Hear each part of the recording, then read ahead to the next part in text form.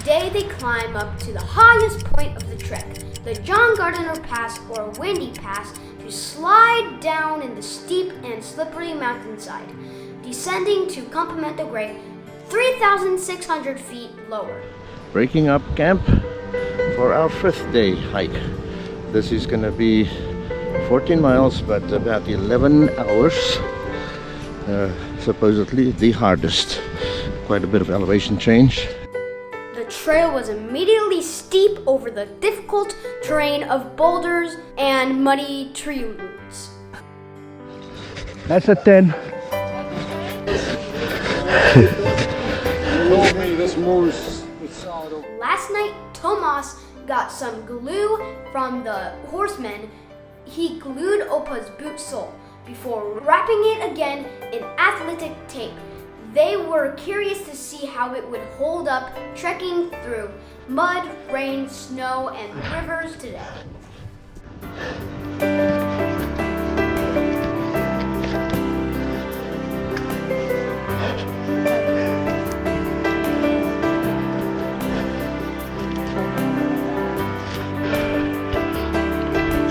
Little mistake, but it'll dry.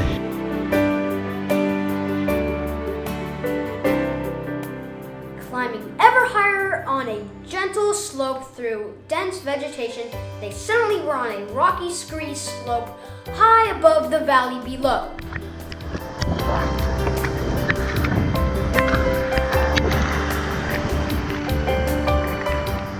Ever upward, they crossed cascading streams of melting snow water, struggling to keep a foothold against the strengthening wind. That's a strong wind! Not yet, eh? Getting stronger? Can you lift you up, eh? Yeah. Hold on, I'll get my, you go ahead, I'll get my gloves. Taking a break to rest on the steep, rocky trail, they waited to let another group pass.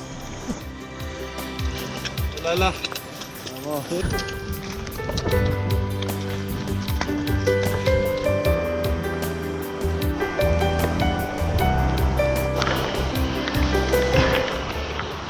They continued higher up the mountain, the rain and wind never letting up.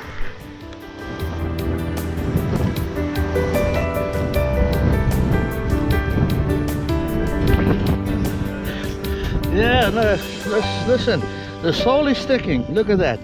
I'll just keep that on so I wouldn't have to carry it. You know you're not allowed to leave that tape on the mountain. For snow.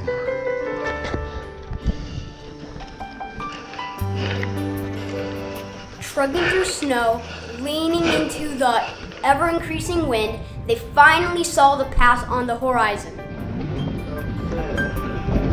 Well, they said it's going to be windy up here. Not kidding. I'm not even up at the top yet. Here we go. Leaning into the wind.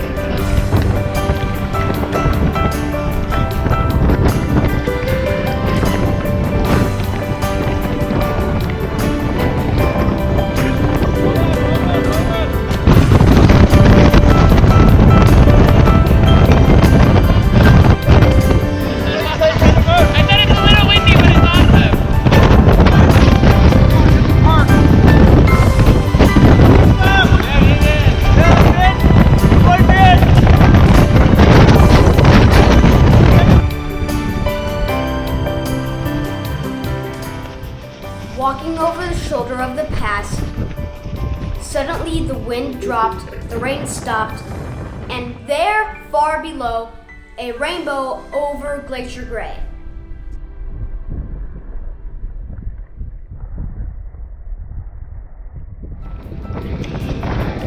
Wow, it comes clear around the side of that mountain there. And just think about it, and 4 days ago we were way on the other side of those towers.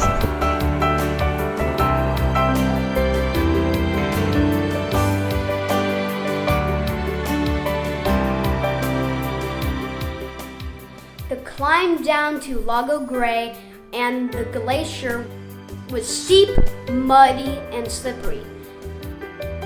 And unfortunately, Brian twisted his ankle badly. Tomas wrapped his ankle with athletic tape, and they continued down the mountain, crossing streams and a couple of high suspension bridges.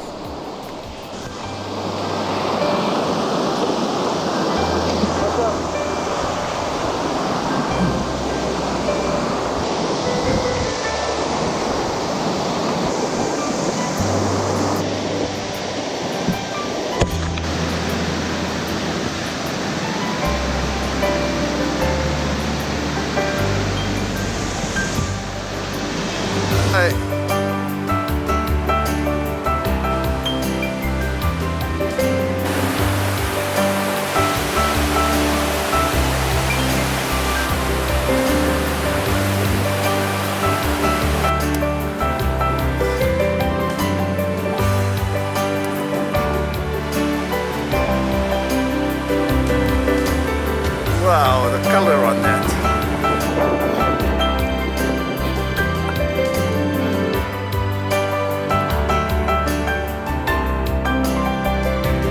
Tomas says this is one of his favorite passages, like an enchanted forest, right, Thomas? And the tree.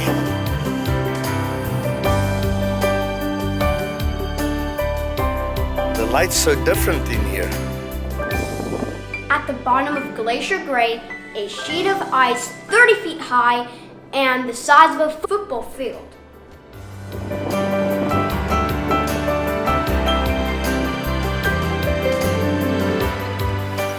Crossing the last suspension bridge, the end of the long day's hard trekking was in sight.